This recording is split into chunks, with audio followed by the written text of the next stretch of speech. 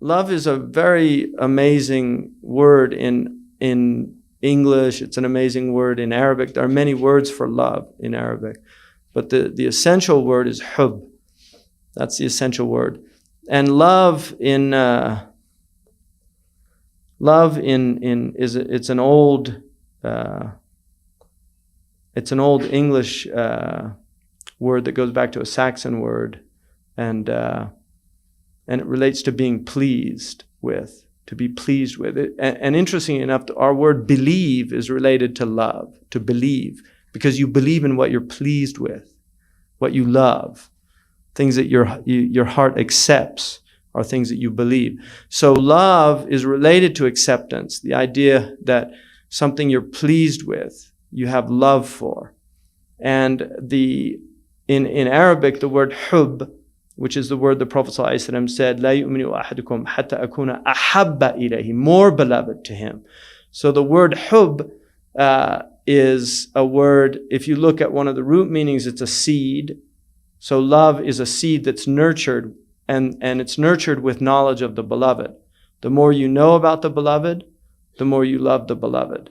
So it's a seed. The habba in Arabic is a seed. And the Prophet ﷺ, as you get to know the Prophet ﷺ and you get to know him intimately, and that's one of the purposes of this text, is to know the Prophet ﷺ intimately. As you get to know the Prophet ﷺ intimately, he becomes, well, one of the descriptions of love is they say friendship on fire. That's a description of love. That it's something that it starts to consume you. And we have people from our tradition who died of love of the Prophet ﷺ, literally died. We have people that bled tears of blood.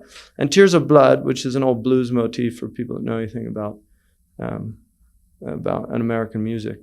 I'm crying tears of blood for you. Tears of blood are real, because when somebody goes into a very intense, you get blood, those small little blood vessels in the eyes burst. And so it's a real thing, tears of blood.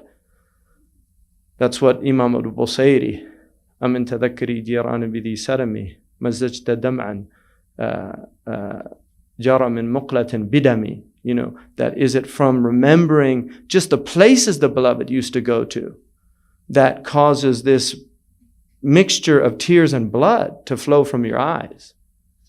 So tears of blood, there's people that have wept tears of blood out of love of the Prophet ﷺ. There's people who have literally died from ishq, and ishq is, it's another amazing word. The ashaqa it's a type of vine that begins to grow around a tree, and it strangles the tree. So it kills the tree. The Arabs say, al-ishqu da'un qatilun dawa'uhu al-ittisal. You know, the ishq is a deadly disease that can only be cured by connection, by being connected to the beloved, by the union, the wusul ila al-habib. And so the love of the Prophet ﷺ can really take hold of the heart. Now, when you love somebody, you remember them. That's one of the attributes of love. You think about them. I mean, that's what happens when you fall in love and you call, I'm just thinking about you. Can't stop thinking. That's real. It's real. I can't stop thinking about you. I mean, why is that pressing on the heart? Because you're in love. That's what love is. I can't stop thinking about you. You write poems. You do think, well, what is that effusion that's coming out of the heart to write poems? Really. And people write the worst poems when they're in love, but it doesn't matter. They would never do it if they weren't. They would know how ridiculous it is. But it doesn't matter, because there has to be some type of ta'bir. Now, what is ta'bir? Yu'abbiru. It's what you express. The word ibra, which is a discerning lesson, something you gain, is related to abra, which is a tear. And it's related to i'tibar, which is respect. Respect. Back to respect. A'tabiruhu. You know, I have respect for him. La ulqi lahu i'tibar. I don't give it any significance. So when something has significance and import and meaning, then it begins to affect the heart. And that's why even the remnants of the beloved, قِفَ نَبْكِي مِن ذِكْرِ حَبِيبٍ وَمَنْزِرِ. This is the Jahili motif of Nasib in the Jahili poetry, is to, Imr al-Qais begins his mu'allaqa by just saying, stop, my two friends, let's look here at where the beloved used to be. Just to look, nibki, and weep over the traces of the beloved. Just to look. These are Jahili people. These are just people that knew what love was, because Jahili Arabs had a deep and profound knowledge of hubb. They really knew what love was, and they were very intense in their love. They had intense love.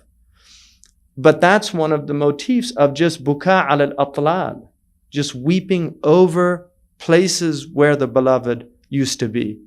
أمر بالديار ديار ليلى أقبل ذا الجدار وذا الجدار وما حب الجدار شغفنا قلبي ولكن حب من سكن الديار.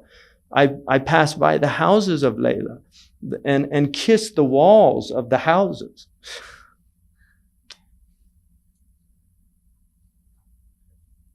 It's just so beautiful.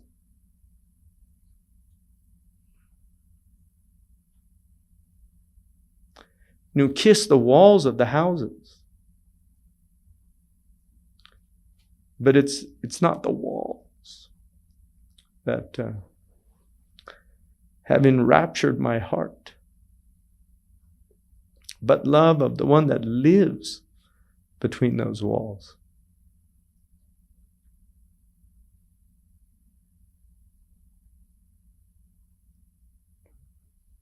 That's why people come to Mecca and Medina. It's not the stones. When you go to the tomb of the Prophet ﷺ, it's not the wajiha. But the wajiha is amazing. You could just stare at it and stare at it, look at it, even though you're not even supposed to, out of adab. But to look at the picture, you can look at a picture of the wajiha for a long time and not grow tired of it. But it's just metal. It's a grate that somebody built. But it's what's beyond that metal. It's what it represents. And that's what all this is in the end of the day. That's all this. These are walls that are hiding the eternal and living God. That's what the world is. That's why when you begin to understand that, that's what you love about the world. Not the dunya, the alam. The alam, Rabb al-Alameen, Lord of all the worlds. The alam is, the Arabs call that ismu ala. It's a noun of instrument. And alam is the instrument of ilm. It's the instrument by which you know something. And what you know from the world is the alim. It's God's vehicle for giving us knowledge. And that's why things are so important. That's why things, ashya, things are important. Possessions are important. That's why property is one of the essential reasons why we were given Sharia, is to protect property. Because things are important, because things have meaning. The Prophet named all of his things. He didn't have many things, but the things that he had, he named them. He gave them names because they had meaning. And that's what the world is. It's meaning. It's meaning everywhere. The whole thing is meaning. It's ma'na. إنما الكون معان قائمة بالصور كل من يدرك هذا كان من أهل العبر. Like the poet said, this whole cosmos is meanings set up in images. And whoever understands that is from the people of discernment, the people of ibar, the people of فَاعْتَبِرُوا يَا أُولِي الْأَبْصَارِ. Think deeply, give this ibra, give this, and then the ibra leads to abra. That's where the tears come.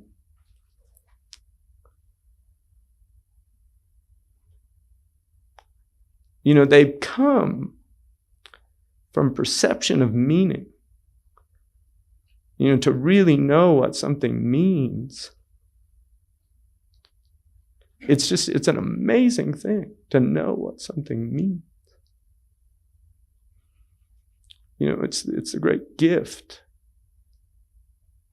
that God gave to human beings. Allama Adam al-asma. He taught man, he taught Adam the names, the ability to create meaning, to give meaning to things. Because the meaning is a transference. It's a movement from something to another thing.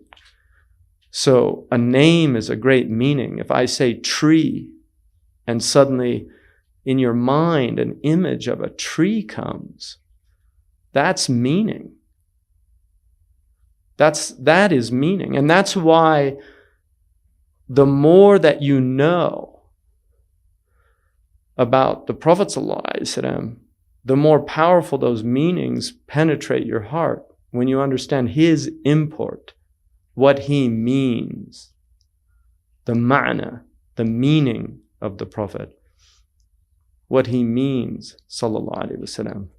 And the Prophet ﷺ said, "La yu'minu ahadukum." He said, "Min husni Islam al-mar'i tarkuhu ma la ya'nihi." From the beautiful Islam of a person is to leave what has no meaning for him. What has no meaning for him. Ma la ya'nihi. It doesn't have ma'na for him. Like gossip. What does that mean? If you know about so-and-so and such getting a divorce, how does that affect you? What's the meaning for you?